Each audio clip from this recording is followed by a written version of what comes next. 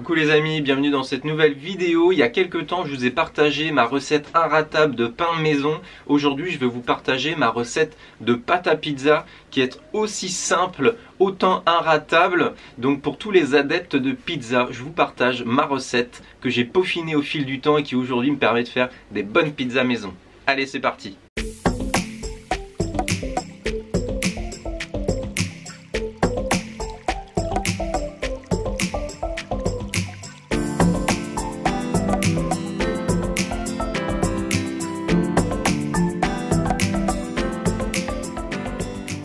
Alors pour cette recette, il va nous falloir donc un saladier. Là mon saladier il est pas propre parce que j'ai un pain qui est en cours de cuisson dans le four. Il va nous falloir 2 cuillères à café de sel, il va nous falloir 1 cuillère à soupe d'huile d'olive, il va nous falloir 500 g de farine. Donc moi j'utilise de la T65 pour la pizza, la 0, la double 0 est la plus adaptée, mais on se prend pas la tête, on n'est pas des pizzaiolos. Moi je la fais à la T65 quand j'ai pas de la 0 et ça va très bien.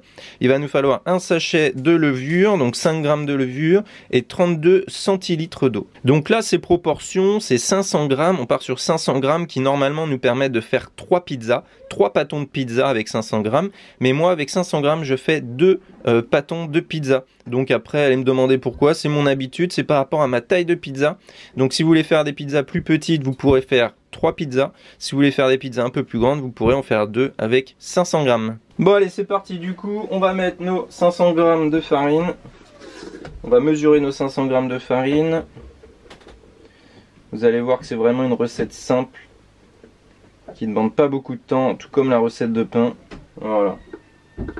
Donc 500 g de farine. On peut déjà mettre nos 2 cuillères à café de sel. 2 cuillères à café de sel. Et ensuite, on va faire tiédir notre eau pour pouvoir préparer notre levure. La délayer un petit peu dans l'eau tiède. Alors on peut verser la totalité de l'eau et la faire juste tiédir gentiment. En attendant que l'eau tiédit, on peut mélanger tranquillement notre sel à la farine si on veut. Ça nous occupe.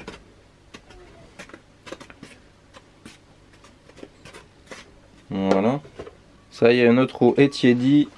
Donc faut pas attendre de ressentir une sensation de chaleur, hein. Faut vraiment que ça soit léger quoi. Donc du coup on a notre eau qui a tiédi. On va pouvoir en verser un petit peu dans un récipient à côté. Et y délayer notre levure. Pour l'activer en fait. Donc là tu reprends ta petite cuillère. Et tu mélanges. Donc si tu as un petit peu de grumeaux, c'est pas grave, hein. Mais l'idée là, pendant une petite minute, on l'active tranquillement, on la mélange. Mis à part l'huile d'olive, on est sur les mêmes types d'ingrédients que pour faire ma pâte à pain. Tu vois. Et quasiment le même process. Bon, sauf le temps de pause qui va être différent, c'est plus court pour la pizza. Et vraiment, hein, comme ma recette de pain, j'ai essayé de nombreuses recettes, de nombreuses façons, et avec l'expérience, j'ai vraiment peaufiné jusqu'à obtenir le résultat qui me convient. Faut pas oublier qu'une recette, on peut toujours l'ajuster en fonction de ses besoins, quoi, en fonction de ses goûts aussi. Tu vois, il y en a qui ajoutent un peu de sucre, par exemple. Faut voir. Voilà, là c'est bon. On peut insérer aussi notre cuillère à soupe d'huile d'olive. Une cuillère à soupe. Voilà. On peut mélanger aussi et on va insérer ensuite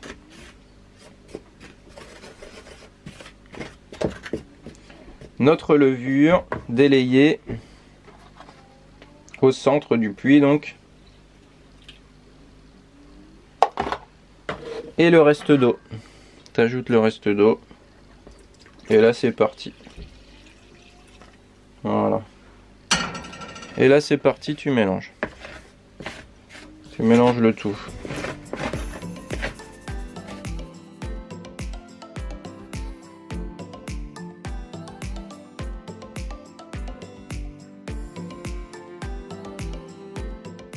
Ensuite, quand tu as réussi à peu près à mélanger l'ensemble, tu verses sur ton plan de travail. Sans forcément fariner, parce que là on a encore quelque chose d'assez sec. Légèrement collant. Et on va pouvoir commencer à pétrir la pâte. Ça va finir de bien mélanger, de bien continuer à activer la levure et démarrer un bon travail de pâte. Donc n'hésite pas à avoir à côté toujours un petit peu de farine si tu estimes que c'est trop collant pour t'aider dans ton pétrissage, mais attention de ne pas trop en ajouter. Je n'en ajoute pas moi, mais vraiment si je sens que c'est collant au début. Mais rien que le fait de la chauffer là, tu vois, tu la chauffes, tu la rends déjà moins collante. Ça répartit bien l'eau dans l'ensemble de la pâte. Donc là tu pétris pendant quelques minutes, 4-5 minutes. Ça va lisser aussi ta pâte. En fait, on peut souvent se poser des questions, et moi pendant longtemps je me suis posé des questions sur la méthodologie pour pétrir. Et j'ai eu un robot dans le passé, donc j'essaie de reproduire aussi le mouvement rotatif de mon robot. Quand tu as un robot, ça t'écrase la pâte, ça te la retourne, ça te l'écrase, ça te la fait tourner, tu vois. Quand tu as un robot avec pétrin, je veux dire. Donc c'est ce que je fais, que ce soit pour ma pâte à pizza ou ma pâte à pain. Et au fil du temps, à force d'en faire et tout, bah, tu développes ton geste. Hein.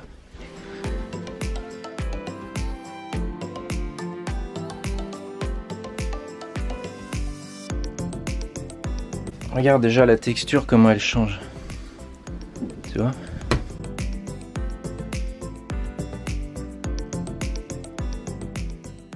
Bon attends, je dois faire une pause là parce qu'il faut que je sorte mon pain.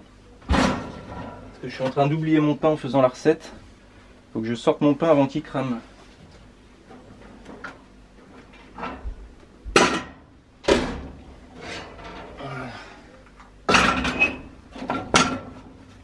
Tiens, regarde, ça c'est mon petit pain maison, tu vois. Voilà, je t'ai partagé la recette aussi en vidéo, je te remets le lien en haut là. Voilà, je vais le mettre à refroidir tranquillement. Il est parfait. 2 minutes de cuisson en moins ne lui aurait pas fait de mal, mais c'est pas grave. Revenons-en à notre pâte. Voilà, tu vois un petit peu la texture, elle est douce en fait. Là pour te donner une idée, elle est douce, elle est plus collante. Elle est élastique, si tu mets les doigts dedans, tu sens l'humidité. Voilà, et là elle est prête. Elle est prête pour son premier temps de repos. Là on va la laisser reposer entre 40 minutes et 1 heure, tu vois. Là pour te donner une idée, moi il est 9h45 et ça va être la pâte à pizza pour ce midi, hein, donc c'est prêt assez rapidement. Donc là on va la mettre dans son saladier qu'on va au préalable fariner légèrement dans le fond. Tu farines un peu le fond de ton saladier, tu poses ton pâton et comme pour le pain, tu recouvres d'un chiffon humide pendant 40 minutes à 1 heure à peu près, tu vois, et on se retrouve après. Ensuite, au bout d'1 heure, tu divises ta pâte en deux, tu fais 2 petits pâtons que tu poses chacun dans un contenant et tu les laisses reposer à nouveau jusqu'à temps que la pâte double de volume. Donc à peu près 1 heure, hein, à peine 1 heure, à température ambiante. En attendant, j'ai mon pain qui est en train de crépiter ici. Je l'entends depuis tout à l'heure en vous faisant la recette. Tu vois ? Ça, c'est le pain de ce midi aussi. Il est prêt, il est chaud, on peut déjà le goûter en cours de matinée. Il sera prêt juste cuit, bien croustillant avec une bonne croûte. Bon, bah écoutez, nous revoilà 1 heure plus tard. On va regarder, enfin à peu près 1 heure. On va regarder ce que ça donne, regarder nos pâtons. Là, on en a un ici. Et on va prendre le deuxième. Notre deuxième pâton a bien gonflé aussi. Voilà. Donc ce qu'on va faire, c'est qu'on va pouvoir maintenant les mettre en forme. Bon, ensuite ce qu'il faut faire du coup, c'est fariner généreusement son plan de travail. Mais quand je dis généreusement, c'est vraiment bien généreusement, hein. Tu vois. Et ensuite tu vas pouvoir poser ta pâte. Tu démoules ta pâte tranquillement. Tu vas pouvoir poser ta pâte et la mettre en forme. Donc tu vois, l'idée c'est, tu l'aplatis un petit peu et tu farines bien les deux côtés. Comme ça, tu vas avoir une pâte qui va glisser, qui va pas coller. Regarde un petit peu. Et là, tu la tournes sur elle-même. Et regarde, en quelques secondes, tu obtiens une pâte à pizza qui va être prête à garnir. Regarde un petit peu. Et ben voilà. Et là, tu as une pâte à pizza qui est prête à utiliser, prête à garnir. tout simplement. Et tu vois, c'est ça aussi le secret de la recette, c'est qu'à la fin, tu as vraiment une pâte qui se manipule, qui peut se plier, qui peut se machiner, qui est pas trop collante, qui est pas, voilà, qui est modulable.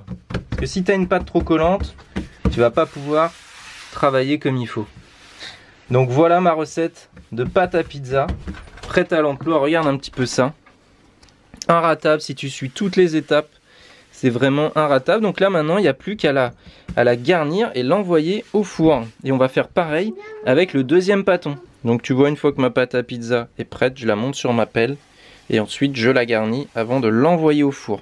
Voilà ce que je voulais te présenter dans ma vidéo du jour, c'est comment préparer sa pâte à pizza. Dans une seconde vidéo, je vais te montrer et t'expliquer tous les différents modes de cuisson, les différents modes de préparation. Là, ce que je vais faire maintenant, c'est que je vais la garnir et mettre tout ce dont j'ai envie dessus et ensuite je vais l'envoyer au four. Bah écoute, en tout cas, n'hésite pas à réagir à cette vidéo, n'hésite pas à dire dans les commentaires si tu as testé ma recette de pâte à pizza, comment tu t'y es pris par la suite, et on se retrouvera dans une vidéo complémentaire pour la cuisson et l'étape 2, l'étape finale on va dire, pour avoir une bonne pizza maison. Et bah écoute, en attendant, je te dis à très bientôt dans une prochaine vidéo. Bon appétit, régale-toi et à bientôt. Bye bye.